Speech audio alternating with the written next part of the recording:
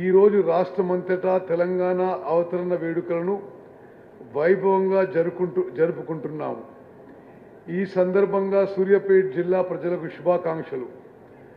స్వరాష్ట్ర సాధన పోరాటంలో అసూలు బాసిన అమరవీరులకు ఘనంగా నివాళులర్పిస్తున్నాను.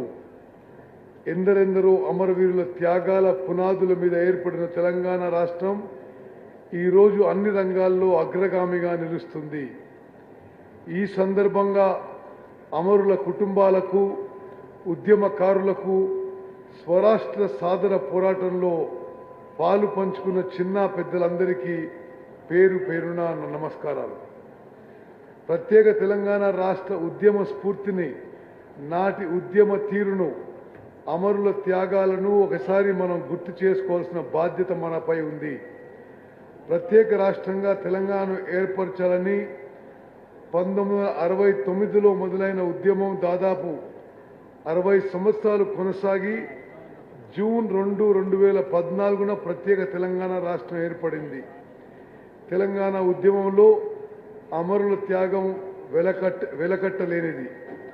తెలంగాణ రాష్ట్ర సాధన కోసం జరిపిన మహోద్యమంలో మనమంతా భాగస్వామ్యమై అమరులైన తెలంగాణ బిడ్డలందరికీ ఈ నివాళులర్పించడం మన అందరి బాధ్యత.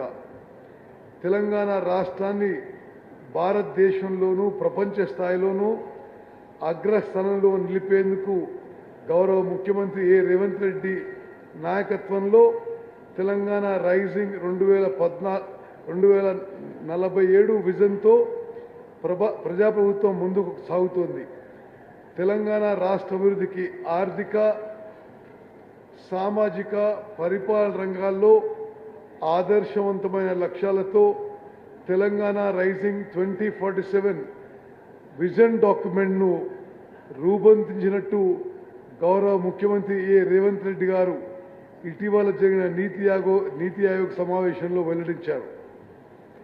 తెలంగాణ రైజింగ్ 2047 కీలక అంశాలు.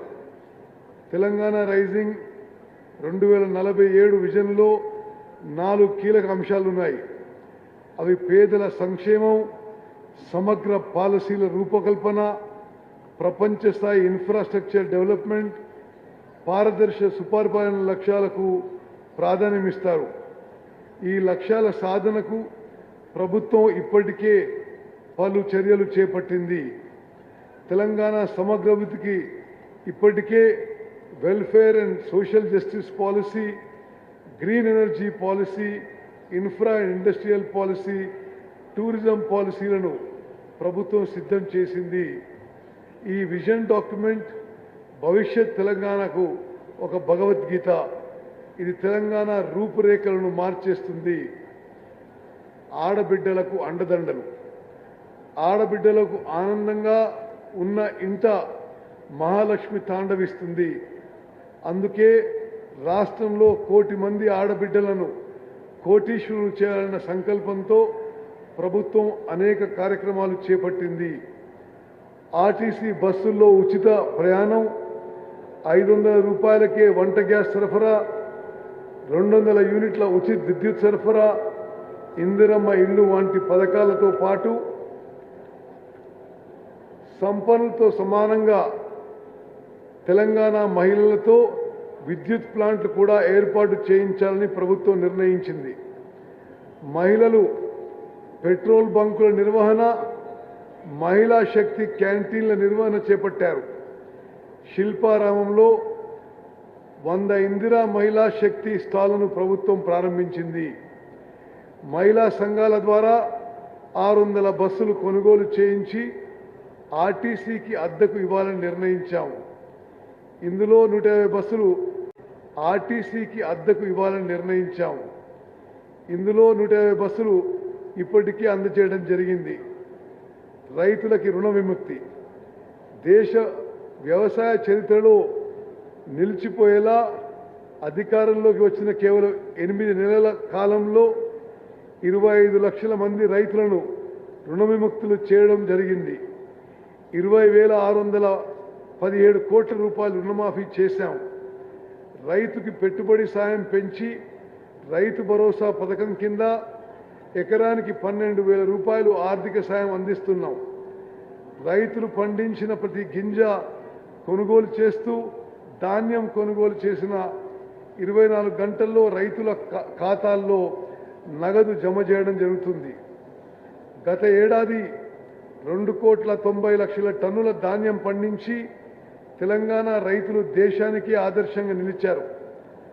అకాల వర్షాలకు పంట నష్టపోయిన రైతులకు ఎకరాకు 10,000 రూపాయలు పరిహారం ఇస్తున్నారు. ఎకరాకు 10,000 రూపాయలు పరిహారం ఇస్తున్నాం. సన్నధాన్యానికి క్వింటాల్కు 500 రూపాయల బోనస్ చెల్లిస్తున్నాం. భూమి లేని వ్యవసాయ కూలీల కుటుంబానికి ఇందిరమ్మ ఆత్మీయ భరోసా కింద ఏడాదికి 12,000 రూపాయల ఆర్థిక సాయం అందజేయడం జరుగుతుంది. నిరుపేదలకు సన్నబియ్యం పేదల ఆకలి తీర్చడంతో పాటు వారు ఆత్మగౌరవంతో జీవించేందుకు ఇందిరమ్మ ఇళ్ళు, సన్నబియ్యం పథకాలను అమలు చేస్తున్నాం. ఎస్సీ వర్గీకరణతో సామాజిక న్యాయం, సంక్షేమంతో పాటు సామాజిక న్యాయంలో సైతం తెలంగాణ దేశానికే దిశానిర్దేశం చేస్తుంది. దేశంలో ఎస్సీ వర్గీకరణ చేసిన తొలి రాష్ట్రం తెలంగాణ. పారదర్శకంగా కులగణన నిర్వహించి బీసీలకు 42% రిజర్వేషన్లు ఇవ్వాలని ప్రభుత్వం నిర్ణయించింది. యువతకు ఉపాధి, ఉద్యోగాలు. ఈ రాష్ట్ర యువతే ప్రజాప్రభుత్వం నిజమైన నిర్మాతలు.